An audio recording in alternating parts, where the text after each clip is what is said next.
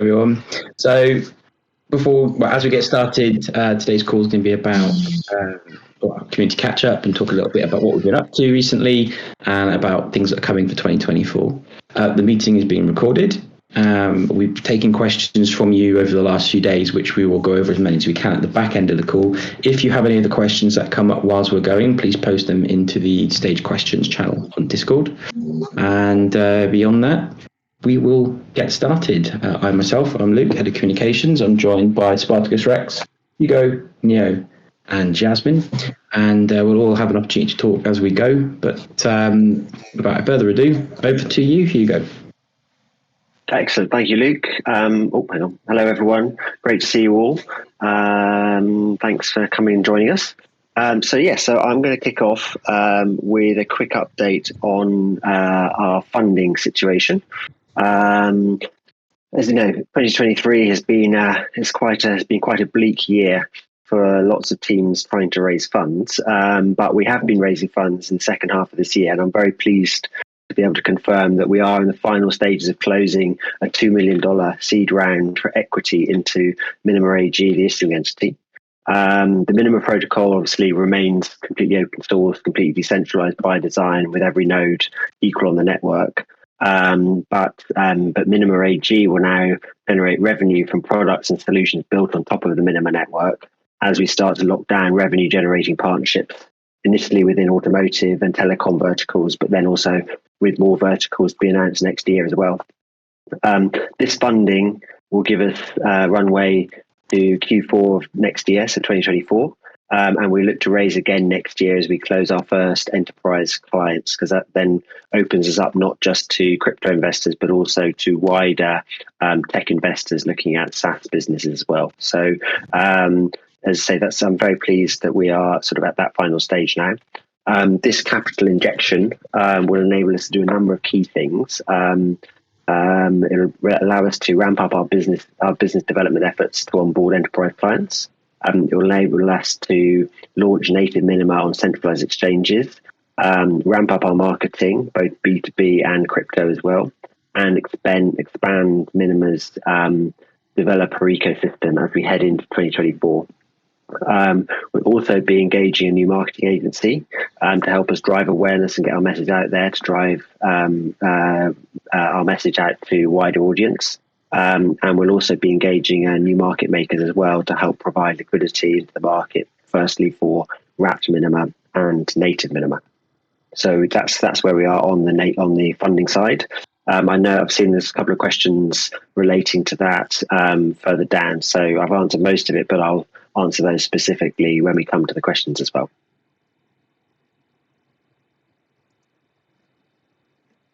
Thanks so much for that, Hugo. Over to you, Paddy. Do you want to give us a little bit of lowdown on what we've been up to on the technical side? Yeah, sure. So 2023, I actually spun up the APK from the beginning of the year, which was very interesting to look at where we were and where we are now. And I think, as any of you who actually run the Minima protocol and run the Minima application, can objectively see we have come a long way since the beginning of the year. If I'm completely honest, we now have the app I wish we had when we launched. Fortunately, software development just doesn't work that way. And so when we launched the application, the fires start and we put out the fires. And that's been, it's quite a tough year, if I'm completely honest with you. But what I can tell you is there's been a lot less fires recently. And in fact, from about 1037 onwards, especially this 104, there's been very, very little change in terms of stability improvements, in terms of, the app crashing, in terms of getting the resync working without doing a memory overload and all these sort of things, which unfortunately you can only do in the wild, in the real.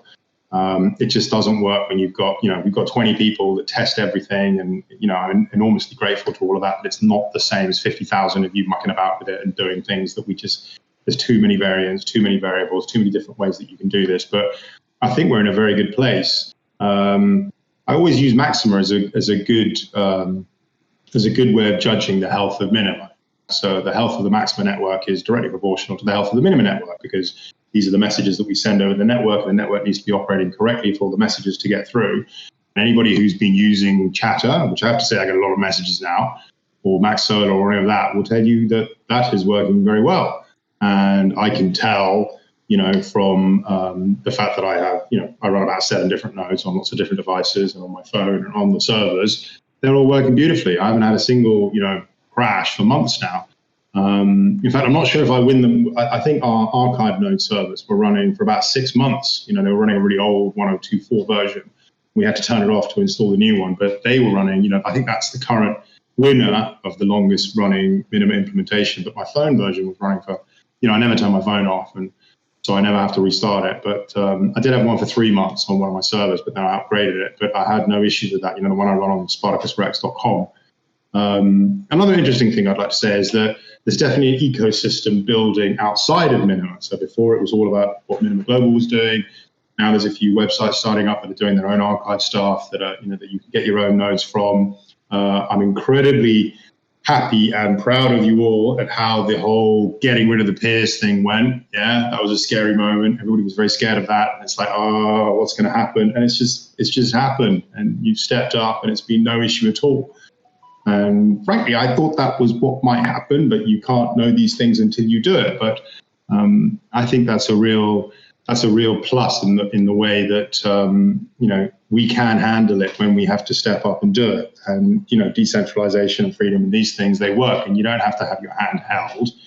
I mean, you do in terms of we come up with a nice application that lets you do it very simply. But actually, when we gave you the tools to do it, you do it.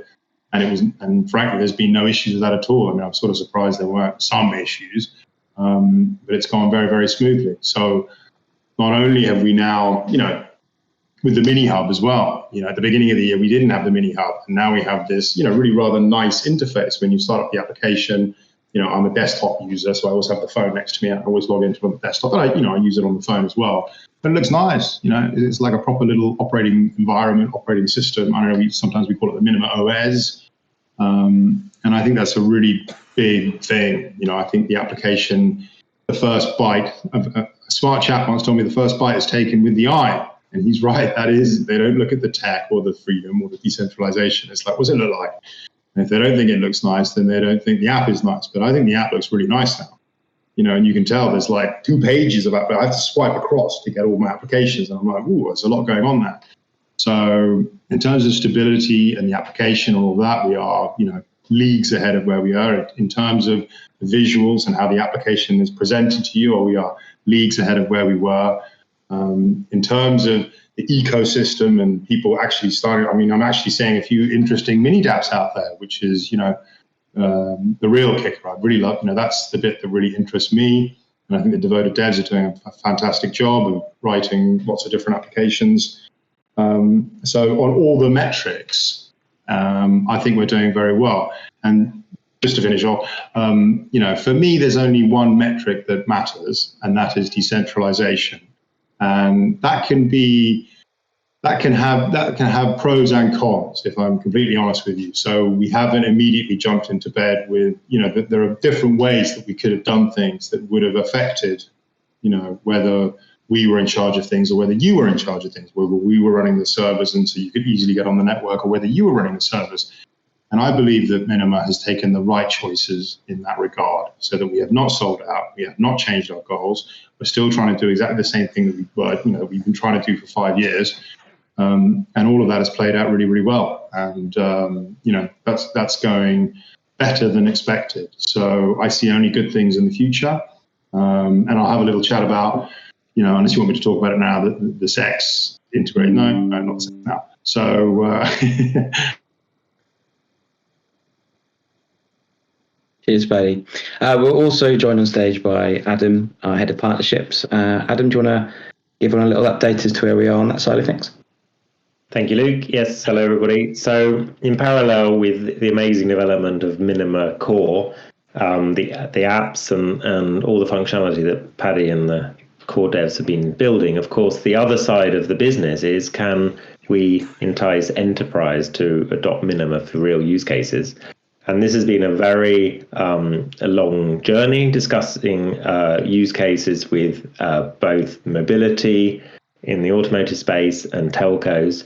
But we have got real traction now. And as we've been mentioning with a lot of the posts that are coming out and a lot of the information that we're putting out in LinkedIn and other channels, we're finally getting respect and intrigue from very traditional industries to actually looking at, can we adopt the sort of tech that Minima is providing. So as you know, we've had a long-term relationship with the Mobility X Lab, which is a consortia of car OEMs or manufacturers in Scandinavia, now owned by Geely Motors.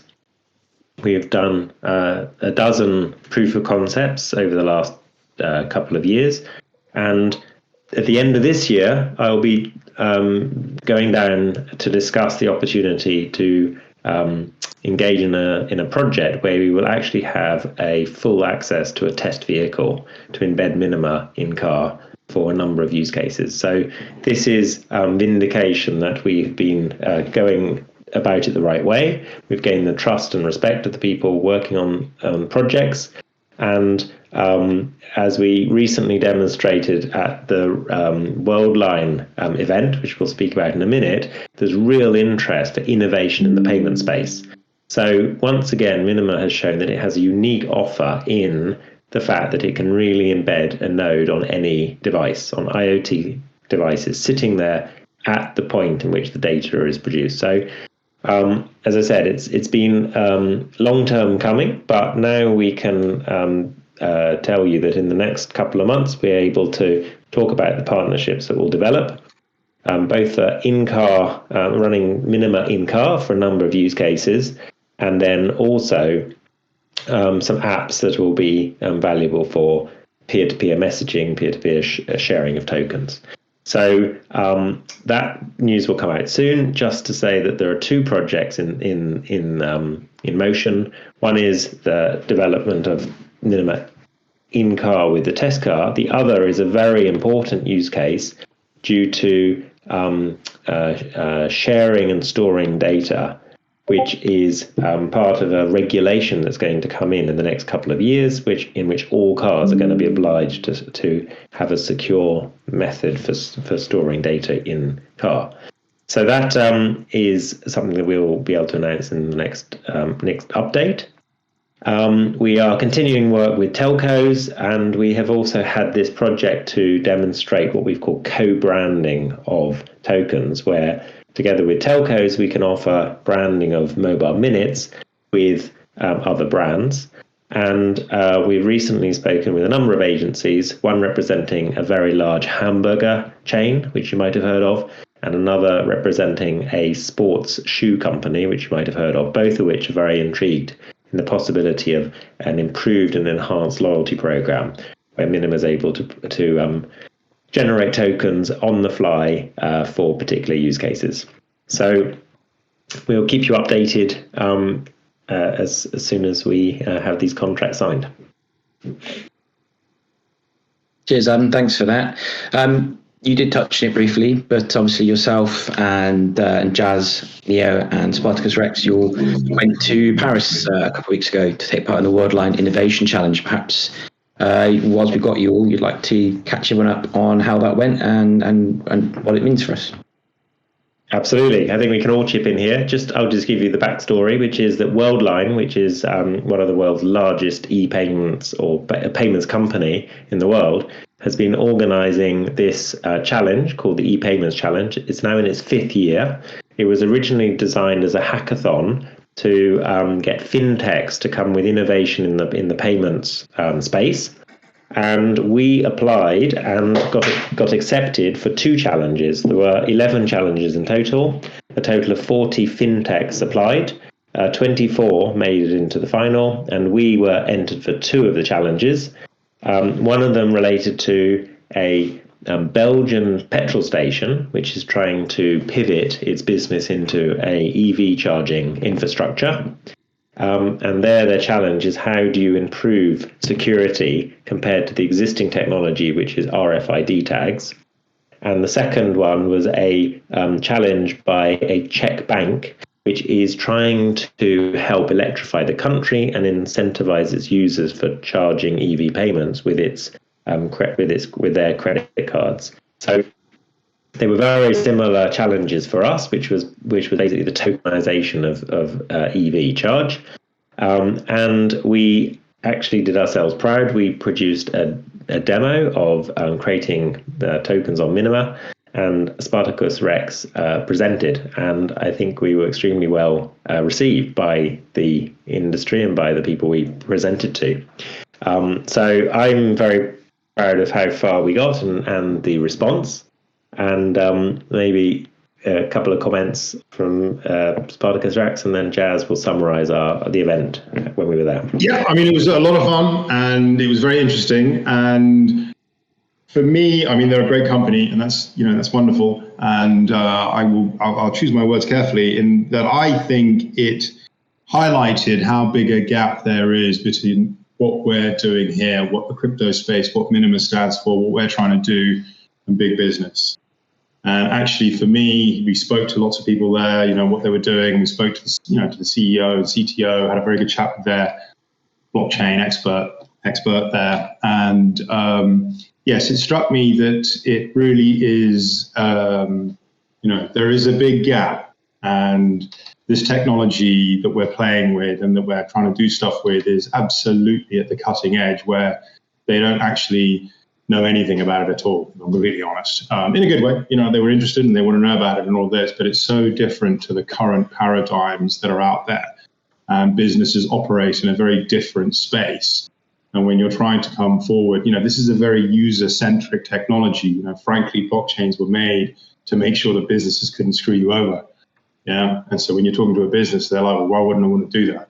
Yeah. Which is perfectly fine. Yeah. They don't want immutable data. I want to edit my data. I want to do this. I want to be able to choose, can I stop certain people using it? And it's like, well, this is censorship resistant tech. So really, no, once you get it out there and all the derivative products that come out of that, the point is, to someone who knows about this stuff and who sees it, completely, it seems like an obvious choice. But when you're confronted with the hard reality of a multi-billion-dollar business who's already got their things going, who doesn't want to touch anything, if it's work, why break it?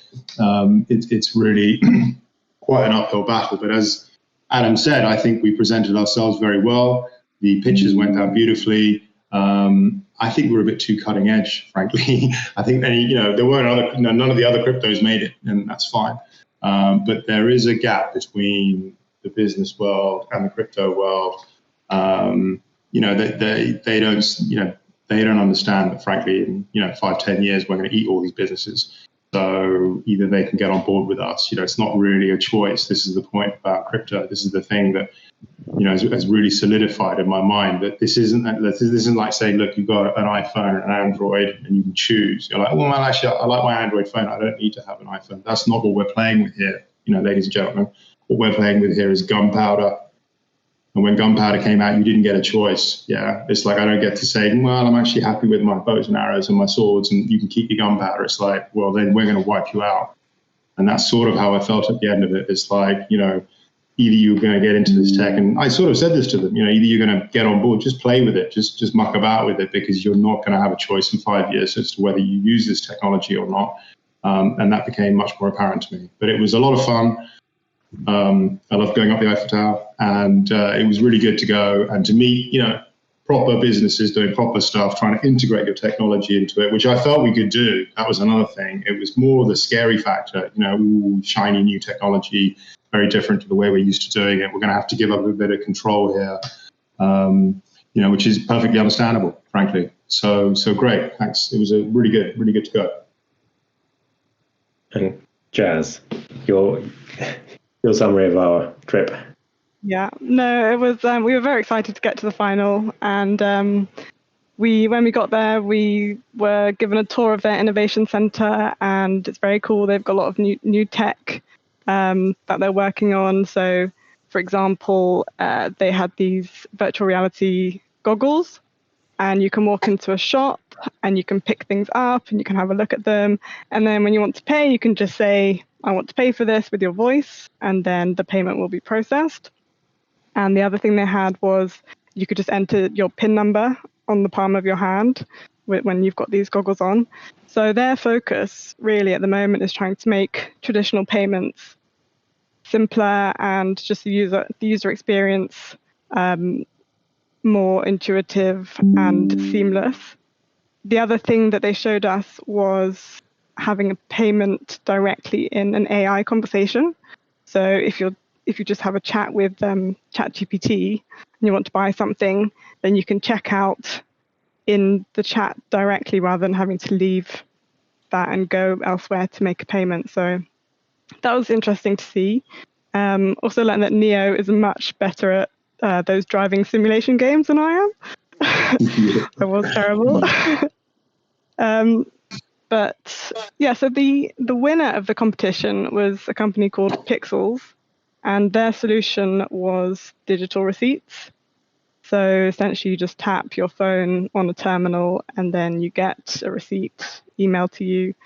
So that's the kind of thing that they were interested in and saw the innovation in. So, and as Paddy kind of alluded to, surprisingly or unsurprisingly, there wasn't a mention about Bitcoin in the CEO's talk. And that was, he was talking about past, present, and future of payments. So he did acknowledge Web3 and the metaverse, but not cryptocurrencies as such. They're scared. So definitely Yeah. shows that they're taking a cautious approach. Their blockchain lead is a proponent of private blockchains without cryptocurrencies and an advocate of CBDCs. And Spartacus Rex had a very in-depth discussion / debate. They talked about a lot of things in almost 2-hour conversation. So yeah, talking about Bitcoin, how you value cryptocurrencies, quantum security, regulation, CBDCs, proof of stake versus proof of work. Very interesting conversation. He called it a draw, but I'm actually going to take the win on that one. Just to say, he said it was a draw. I think, doesn't matter. It's fine. It was a good fight. It was a good fight. No, it was very interesting. But the fact that they're willing to consider Minima as a public blockchain was promising. And we did get a lot of interest. And our mentor at Worldline is still one of our cheerleaders, and he's going to continue to support us.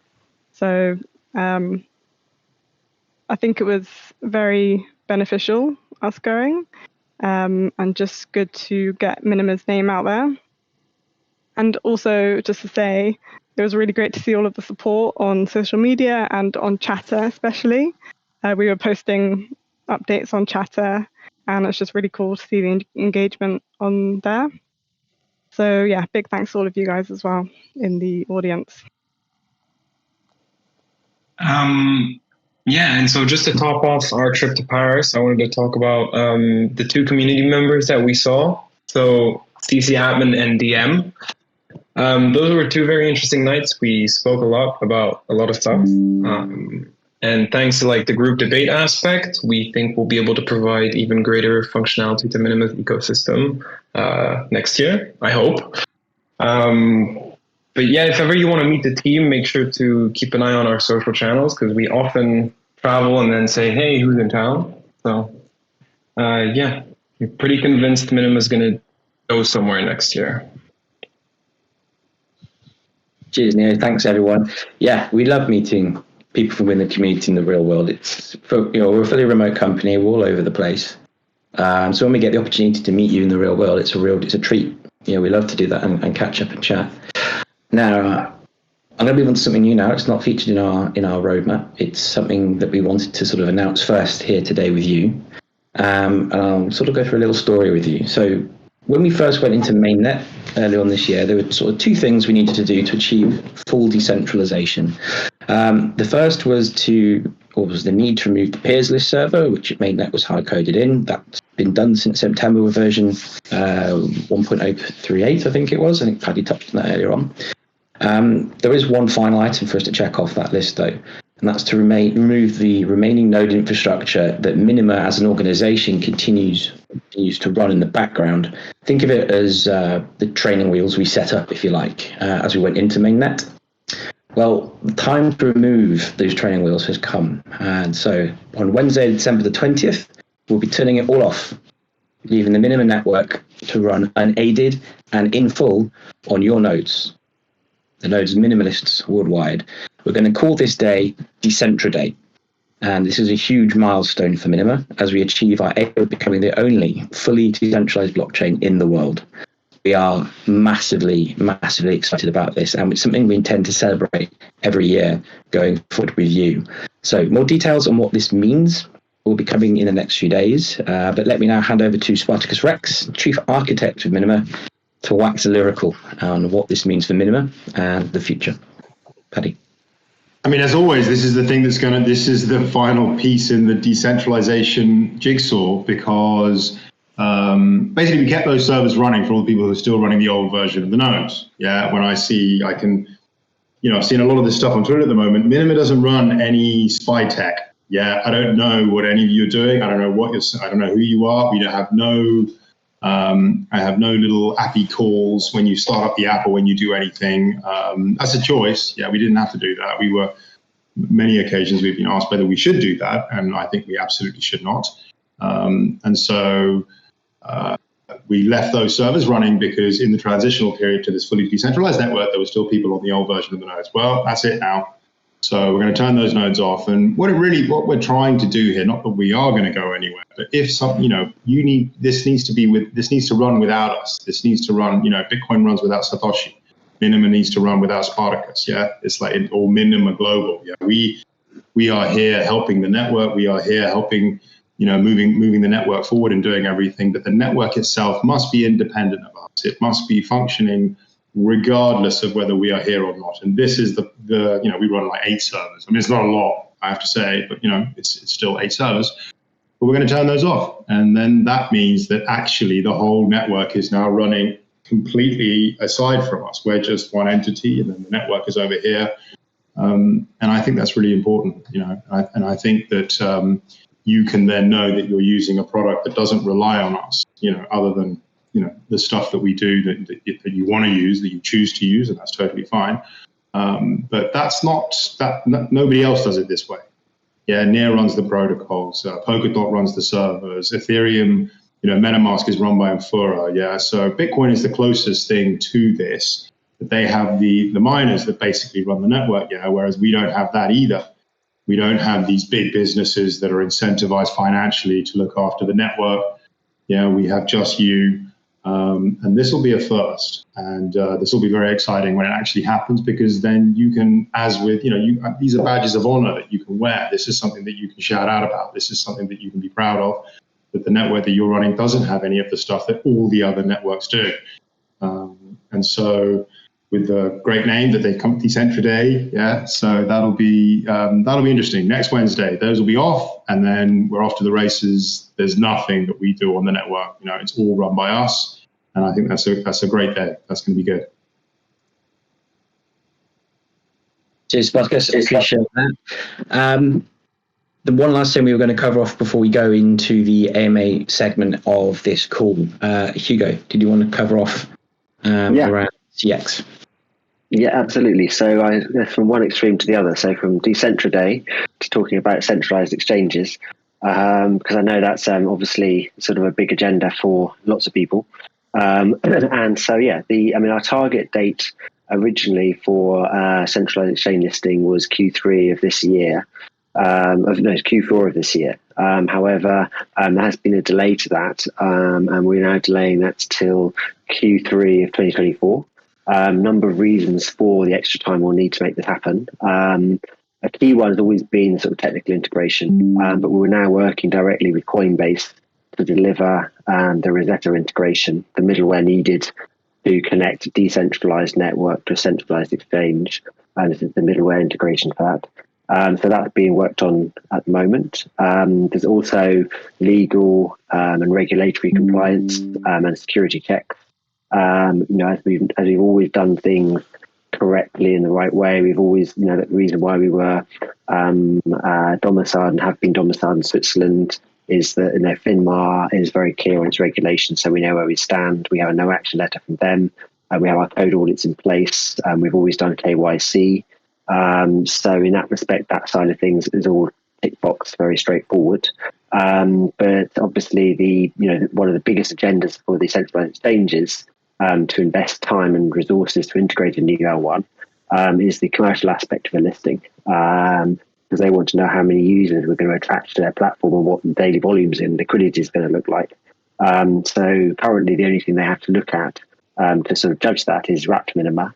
And if historically the volume and liquidity there has been very low, it has been improving over the last month or so, which is great to see. But we do need to improve things drastically in order to sort of bring on board centralized exchanges. In order to drive volume, we need organic growth, and we need to bring on board new buyers. And to do this, we need to drive awareness and interest in the protocol. We need to ensure that there's sufficient liquidity in the market, and this requires marketing investment and time. Until now, sort of with budget constraints this year, we've spent very little on marketing in Q2, Q3, and Q4 of this year. But we will be starting to spend again from Q1 of next year.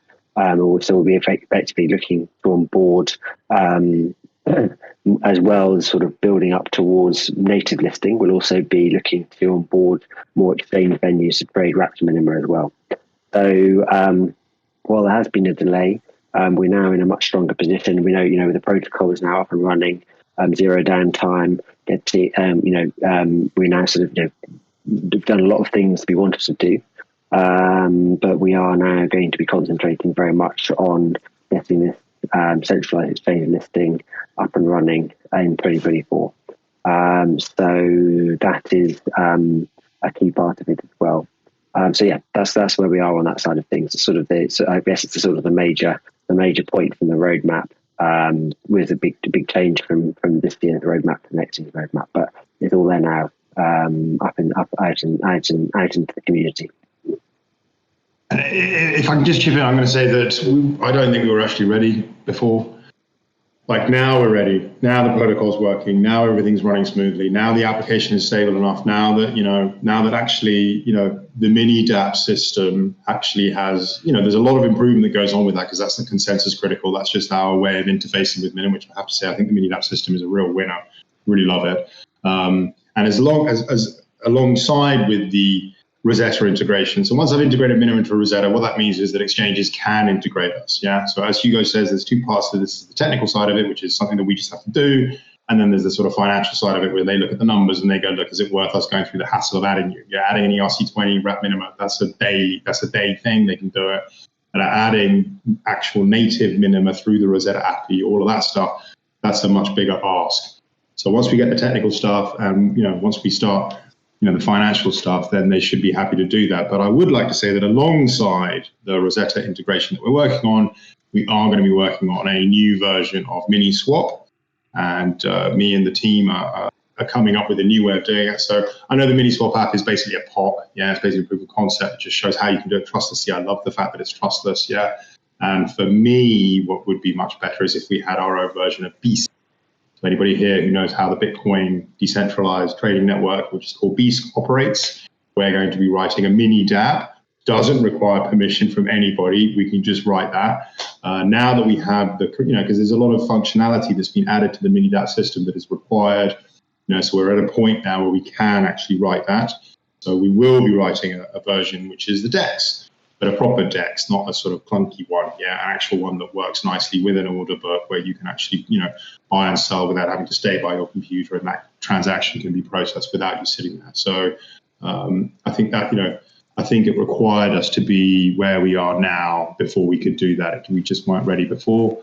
And the DEX will be coming out before, like I said, the DEX doesn't really require permission, whereas the SEX does. So we'll be working on them at the same time, and hopefully when we get that out, you'll enjoy using that.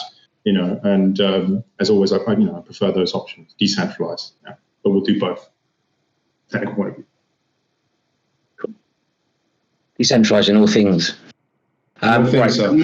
Absolutely. So we're going to move on to the AMA segment now. Thank you, everyone that has submitted questions up to now. There were a load this time around, which we really appreciate.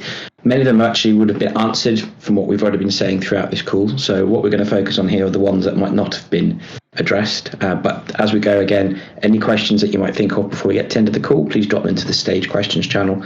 And if we have time, we'll come to those at the back of the call.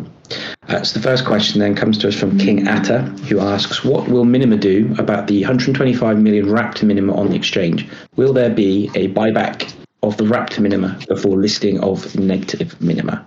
Hugo. Yeah, so I mean, firstly, just to say the 125 Native Minima, the 125 and the million Native Minima have been locked away against the 125 million minted. So this means that the Wrapped Minima are fully collateralized by Minima. So Wrapped Minima holders can always swap Wrapped Minima for Minima with us one-to-one. And as Paddy says, we're now working on solutions to allow Wrapped Minima holders to exchange Wrapped Minima for Native Minima peer-to-peer as well. So we haven't decided yet whether we're going to burn the Wrapped Minima that comes back or just lock it away. Because obviously there is the potential to keep a door open to the EVM and the Ethereum ecosystem. But as I say, there's always going to be a way for people to get from Wrapped to Native. Brilliant. 8083 asks, when or under what circumstances would the interest earned from Maximize stop? Presumably talking about the yield there. Yeah, so we've locked away Minima to fully collateralize those reward payments for staking Minima within Maximize.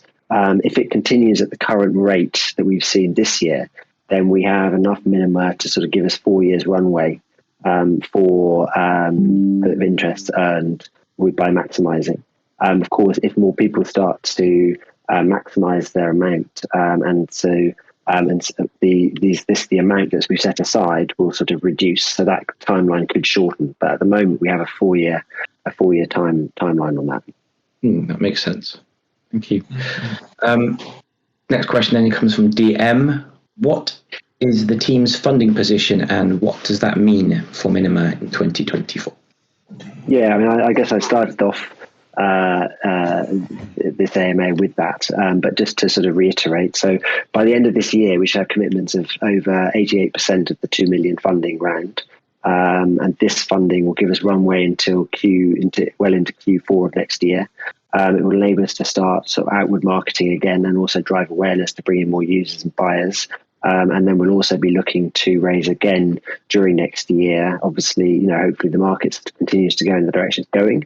But obviously as well, we will be sort of locking in some enterprise clients as well, which brings in a sort of new tranche of investors who are looking to invest in the SaaS business side, not just the sort of crypto business side. So that's sort of where we're taking things.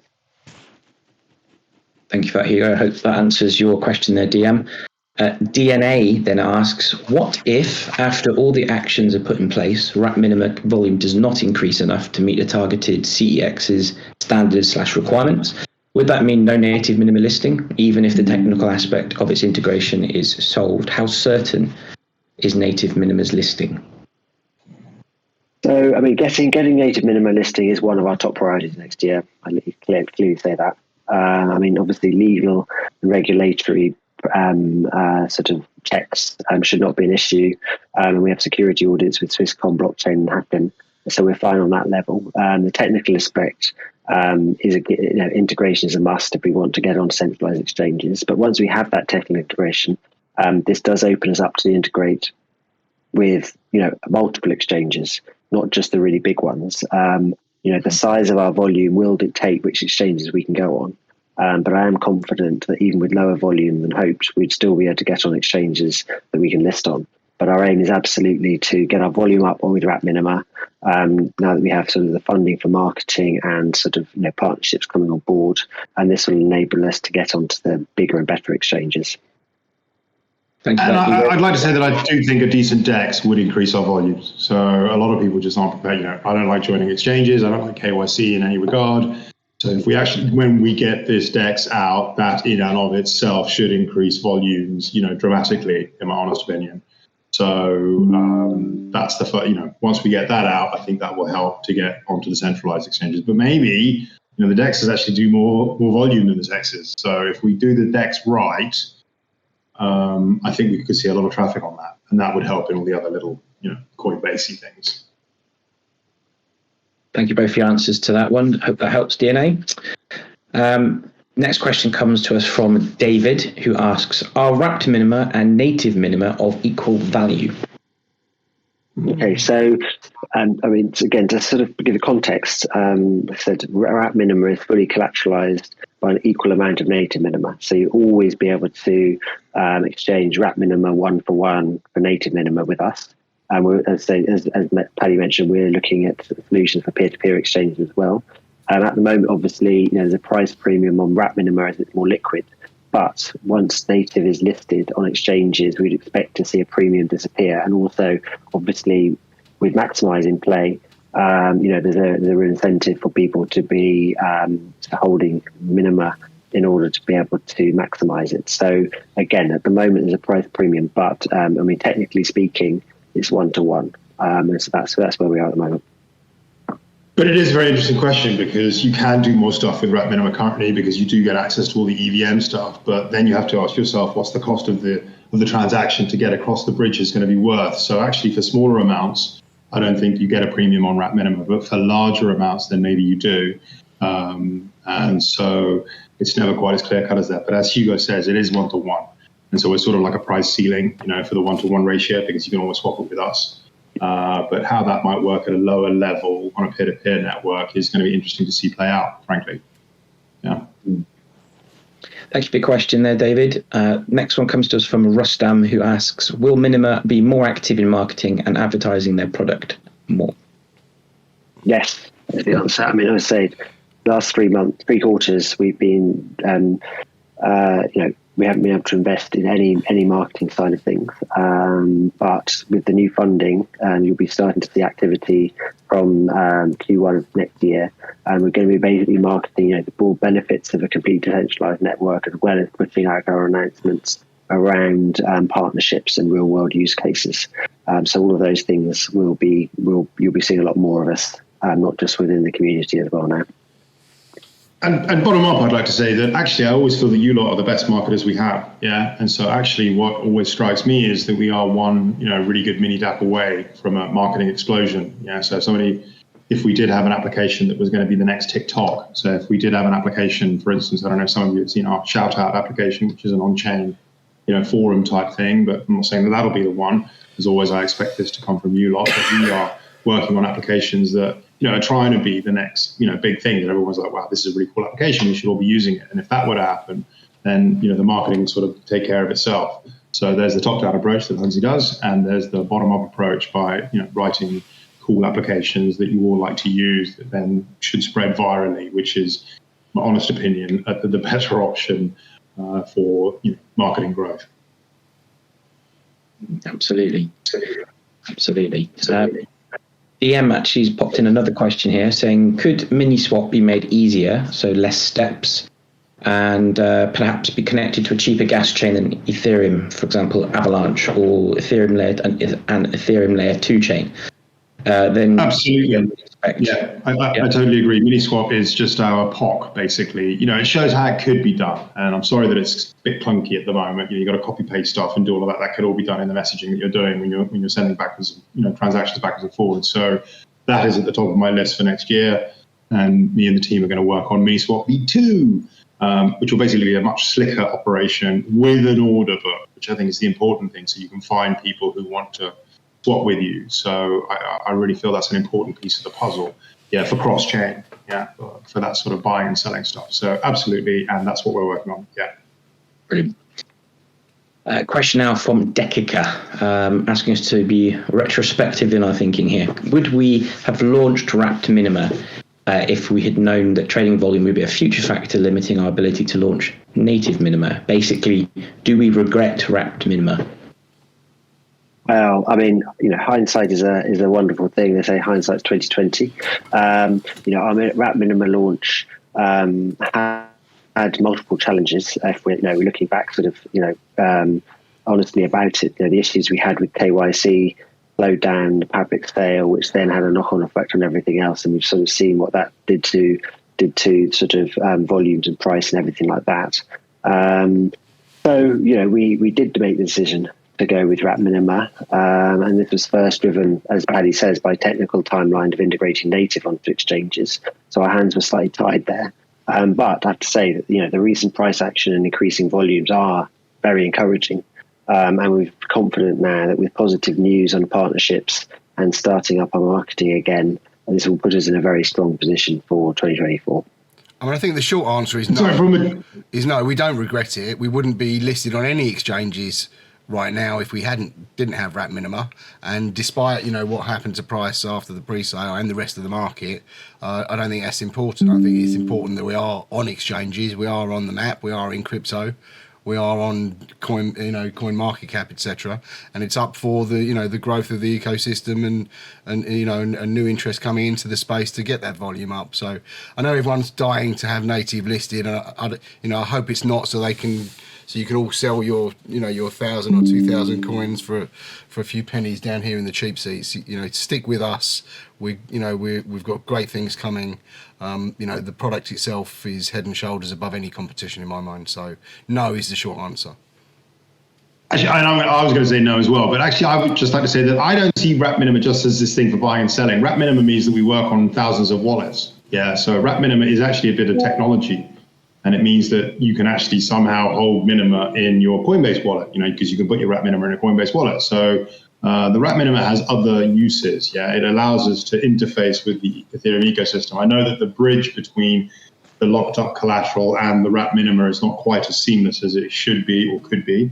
But actually it serves multiple purposes. And one of the ones that I really like is that people can hold some sort of Minima in the thousands of wallets that are out there already that accept ERC20s. And that's not a small thing. So it does actually serve more purposes than just being our exchange listing, tech, because that's how we currently get on the exchanges, because it's very simple to integrate ERC20s. But it does have added benefits, like that you can have it in any wallet you want. And so it's the only way to hold Minima without holding a Minima node, effectively. Yeah. So it does have other benefits. Okay, thank you. Sorry, went away with the fairies for a second then. Just having a look back through the stage questions channel to see if there's any questions that have been added on as we've been talking. I can see a few. CC Atman asks, he's read in our roadmap we published today, Minima DAO Q2 2024, and we've got him. He's got him very excited. He spoke to Spartacus about this in Paris, and he wants to know more. Is there anything that we can actually talk about with that today? I can talk from the technical point of view, which is that I would like the DAO to run on Minima, obviously, and I'm actually working on tech at the moment that allows you to do that. So I'm interested in running DAOs on Minima. If we need to set this up before that tech is complete, then there are things that Hugsy wants to do with the DAO, like where to put investment, which dApps to fund, et cetera. So there are a lot of options once we get the DAO running. I can only speak from the technical point of view, which is that I would like the DAO to run on Minima, but otherwise Hugsy has big plans for it. No. I mean, well, from a community perspective, we want to give people the opportunity to vote on projects that they want to get funded as well. So this will be part of that. So, ideally we will make it on Minima. And so that's a decision that we're going to be making sort of early next year, and we'll keep the roadmap updated with a view on that one, basically. Brilliant. And we've got two more questions here. Lewis C5 asks, did anything come of the WeTransfer or Arabian Camels partnerships? And second to that asks, will Coinbase need the ability to censor transactions before they will list Native Minima? I'm not sure we have the answer to that one specifically, but I'll put it out there. Yeah, so I'll take the first two bits. So WeTransfer and Arabian Camels. WeTransfer, was a great piece of sort of partnership news. Unfortunately, like all advertising platforms, WeTransfer had to sort of reprioritize going back to the basics in terms of their day-to-day business, and so that sort of put our project for NFT marketplace on hold. However, now that things are sort of picking up within sort of the advertising world for social for networks like WeTransfer, we are going to be we're still in contact with them, and we're hoping to sort of re-engage that. I mean, the work that we did for the NFT marketplace is still tech that we plan to use in the future for other projects. Likewise, Arabian Camels, while that sort of was a project that was sort of didn't really go anywhere from their side of things. What it did mean is that we got an in with the Porsche racing teams in the Ford Cup. And we are still in contact with a number of the teams there, looking at recording telemetry data on the vehicles and sending that back up the chain to the race officials to make sure that all the cars have been sort of equal throughout the race. And that's again another project that is very much sort of ticking along with those teams, and so we'll be revisiting that and hopefully making some announcements about that next year as well. So, these projects that are effectively sort of less in our control because they're with partners are all sort of ticking along. We then sort of slightly at the beholden to the agenda on the other side. But again, we are making progress, and we've set some very good contacts there as well. So again, hopefully we'll be able to make some announcements about that next year as well. In terms of Coinbase using the ability to censor transactions before they list minima, I don't have an answer for that yet. That's something that we'll be working through with them as we sort of integrate Rosetta and go through the legal and regulatory side of things with them. Thank you very much for that. Then our final question, then we'll look to it for today, comes to us from Brad Sean. His question, probably for Spartacus, is simply, when Omnia?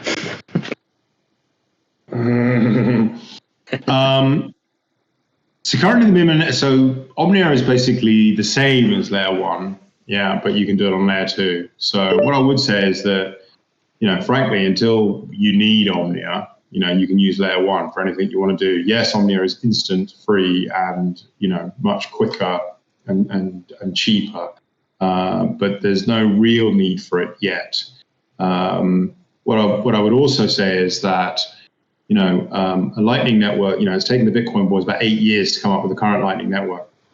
And the problem with the Lightning network is that you need to be running a full node, and you need to have a communications network where I can then swap contracts with you, because basically all Lightning is and all that stuff is just pre-signed transactions.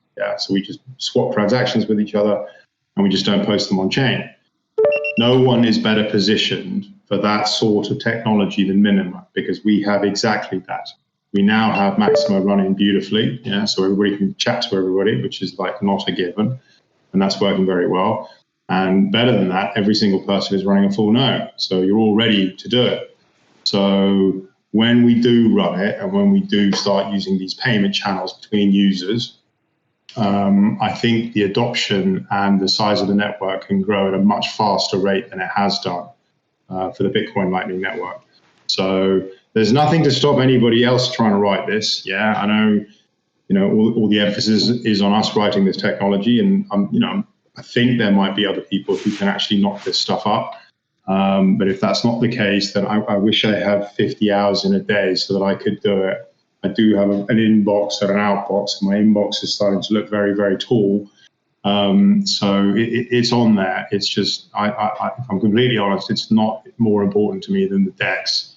Although I would like to write, an LN market type, Lightning Network DEX. But everything that you can do on Omnia, you can do on Layer 1. There's no difference there other than the speed of the transaction. So it's not like it'll give you functionality that you don't currently have and you can't currently do, because the blocks are empty, so you can still get your transactions in there, no problem.